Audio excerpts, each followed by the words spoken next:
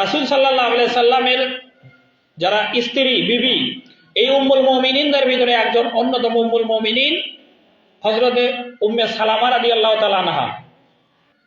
এটা বোঝার বিষয় আছে যে উম্মে সালামা, উম্মুন আরবি শব্দ যার অর্থ হলো মা, আর সালামা মানে ওই সালামা নামক ব্যক্তি।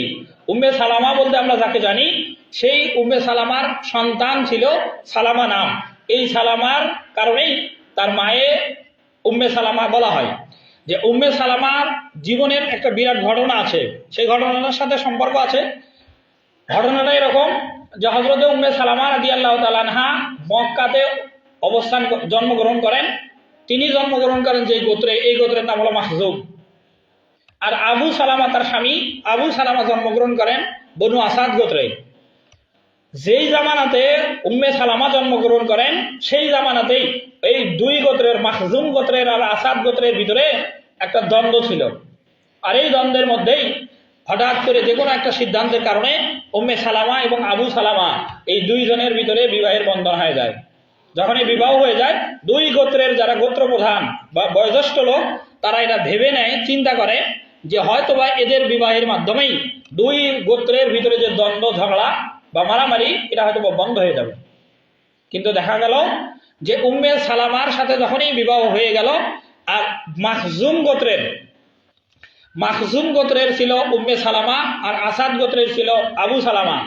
এই আবু সালামা এবং উম্মে সালামা দুইজনেই ইসলাম গ্রহণ করার কারণে যখনই প্রথম হিজরত করার সৌভাগ্য অর্জন করেন উম্মে সালামা এবং আবু সালামা এরা দুইজনেই হিজরত করে আবিসিনিয়ায় হিজরত করেন। আবিসিনিয়ায় 7 পারা প্রথম পৃষ্ঠার প্রথম যে আয়াত, ওয়াইজা সামিউ মা উনজিলা ইলার রাসূল তারা আয়ুনুহুম তাফিদু মিনাদ দামি মিম্মা রাফু মিনাল হক।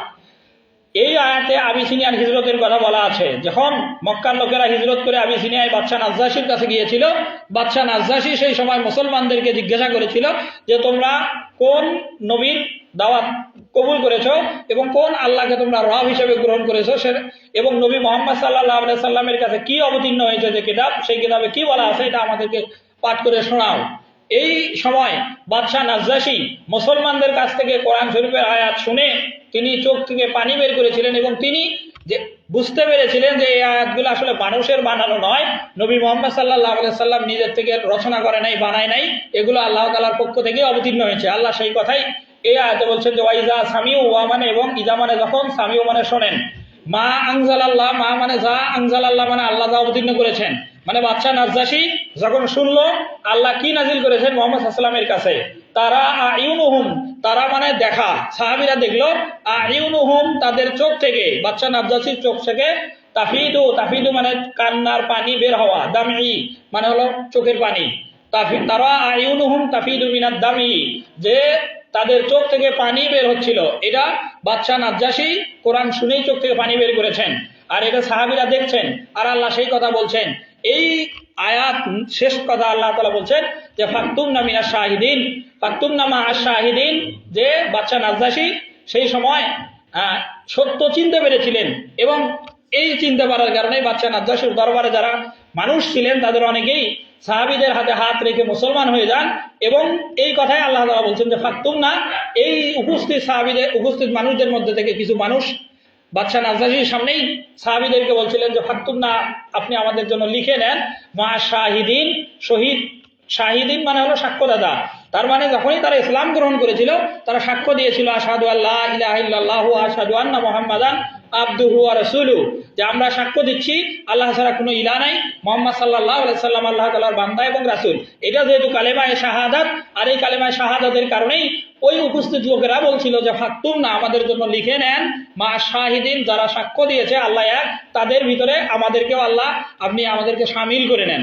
এই কথা, এই যে বাদশা নাজ্জাশীর কাছে আবিসিনিয়ায় হিজরত করে যাওয়ার কথা, এই কথাই আল্লাহ তাআলা এই উম্মে সালামা রাদিয়াল্লাহু তাআলা এবং আবু সালামা, যিনি এদের মানে নসিব করেছিলেন যে তারা মক্কা থেকে ইসলামের জন্য প্রথমেই হিজরত আবিসিনিয়ায় করেন, এবং আবিসিনিয়ায় যে সকল মুসলমান প্রথমে হিজরত করেন তাদের ভিতরে উম্মে সালামা, আবু সালামা অন্যতম। এবং আবিসিনিয়ায় হিজরত করে প্রথম যে সন্তান জন্মগ্রহণ করেন মুসলমানদের মধ্যে থেকে তিনি হলেন এই সালামা নামক যে সন্তান, এই সালামাই প্রথম জন্মগ্রহণ করেন আবিসিনিয়ায় হিজরত করে। আবিসিনিয়ায় মুসলমানদের অনেক লোক হিজরত করেছে, কিন্তু তাদের কোনো সন্তানেই সেখানে প্রথম জন্মগ্রহণ করে নাই। প্রথম সন্তান হিসেবে জন্মগ্রহণ করেছেন আবিসিনিয়ায় সালামা। এ কারণে তিনি পরবর্তীতে প্রসিদ্ধি লাভ করেন যে আবিসিনিয়ায় হিজরত করে প্রথম এই মহাজির যারা, তাদের ভিতরে সালামা প্রথম জন্মগ্রহণ করেন। এ কারণেই তিনি প্রসিদ্ধি লাভ করেন। এর কারণে বাবাকে আবু সালামা বলা হয়, মাকে উম্মে সালামা বলা হয়। এই আবু সালামা রাসূল সাল্লাল্লাহু আলাইহি সাল্লামের সামনে একদিন উপস্থিত, এবং রাসূল সাল্লাল্লাহু আলাইহি সাল্লাম বলছেন যে ইজা আসাবাতহুম মুসিবাত, যখন তোমাদের কারোর কাছে বিপদ অবতীর্ণ হয় তখন তোমরা বলবে ইন্না লিল্লাহি ওয়া ইন্না ইলাইহি রাজিউন, যে আল্লাহ তাআলাই আমাদেরকে সবকিছু দিয়েছেন এবং সবকিছুর প্রত্যাবর্তন আল্লাহ তাআলার কাছেই। এই কথা আবু সালামা রাসূলের কাছ থেকে শোনেন। এরপরে রাসূল আরো দোয়া বলেন, আল্লাহুম্মা আজিরনি ফি মাসিবাতি ওয়াখলুফ লি খায়রাম মিনহা। এই আল্লাহুম্মা আজিরনি ফি মাসিবাতি এটা রাসূলের হাদিস। আর ইন্না লিল্লাহি ইযা আসাবাতহুম মুসিবাতুন ক্বালু ইন্না লিল্লাহি ওয়া ইন্না ইলাইহি রাজিউন, এটা সূরা বাকারার আয়াত। আল্লাহ তাআলা বলেন যে যখন কোনো মুসিবত আসবে তখন বলবে যে ইন্না লিল্লাহি ওয়া ইন্না ইলাইহি রাজিউন, আমরা আল্লাহর জন্য এবং আমরা আল্লাহর কাছেই ফিরে যাব। আর রাসূল সাল্লাল্লাহু আলাইহি সাল্লাম বলছেন যে আল্লাহুম্মা আজিরনি ফি মাসিবাতি, আল্লাহুম্মা মানে হে আল্লাহ, আজিরনি মানে আমাকে আপনি দান করেন প্রতিদান হিসেবে, আজরুন মানে প্রতিদান, আর ইয়া নিসবতি যে ফাইল যে কর্তা যে কথা বলে তার দিকেই নিসবত হয়। আল্লাহুম্মা আজিরনি ফি মাসিবাতি, মুসিবাতি মানে বিপদের সময় আমাকে উত্তম প্রতিদান দেন, তার মানে বিপদের সময় যথাযথভাবে ধৈর্য ধারণ করার তৌফিক আল্লাহ আমাকে দান করেন, এবং ওয়াখলুফ লি খায়রাম মিনহা, যে ব্যাপারটাতে আপনি আমাকে বিপদ দিয়েছেন তার থেকে উত্তম কিছু আমাকে দান করেন। ওয়াখলুফ মানে স্থানান্তর করে দেন, খায়রাম মিনহা যেটা হারালাম তার থেকে উত্তম, যে জিনিস আমার হারালো তার থেকে যেন উত্তম আমি পাই, আল্লাহ আপনি আমাকে সেই মানে সেটার তৌফিক দান করেন, এই দোয়া বলছে। তো আবু সালামা রাদিয়াল্লাহু তাআলা আনহু রাসূল সাল্লাল্লাহু আলাইহি সাল্লামের কাছ থেকে এই হাদিস শুনে এসে তার স্ত্রী উম্মে সালামাকে বলেন। এই উম্মে সালামার সাথে সাথে দোয়া এবং এই ঘটনাটা মনে রাখেন। বেশ কিছুদিন যাওয়ার পরে রাসূল সাল্লাল্লাহু আলাইহি সাল্লামের এই বিশিষ্ট সাহাবী আবু সালামা ইন্তেকাল করেন। ইন্তেকাল করার সাথে সাথেই স্ত্রী হিসেবে স্বামীর সেই কথা রাসূল থেকে শুনে এসেছেন যেটা, এটা উম্মে সালামা পাঠ করেন। প্রথমত বলেন ইন্না লিল্লাহি ওয়া ইন্না ইলাইহি রাজিউন, যে আল্লাহ পক্ষ থেকেই আমার স্বামী আমার জন্য নির্বাচিত হয়েছিল এবং তিনি ইন্তেকাল করেছেন, আল্লাহর কাছেই ফিরে গেছেন। এরপরে রাসূলের শেখানো যে দোয়া আল্লাহুম্মা আজিরনি ফি মাসিবাতি ওয়াখলুফ লি খায়রাম মিনহা, আল্লাহ আমাকে এই মুসিবতের সময় ধৈর্য ধারণ করার তৌফিক দান করো এবং তার থেকে উত্তম আমাকে কিছু দান করো, এই দোয়া করেন। এরপরে দেখা যায় পরবর্তীতে উম্মে সালামা রাদিয়াল্লাহু তাআলা আনহার কাছে বিভিন্ন মানুষের পক্ষ থেকে বিবাহের প্রস্তাব আসে।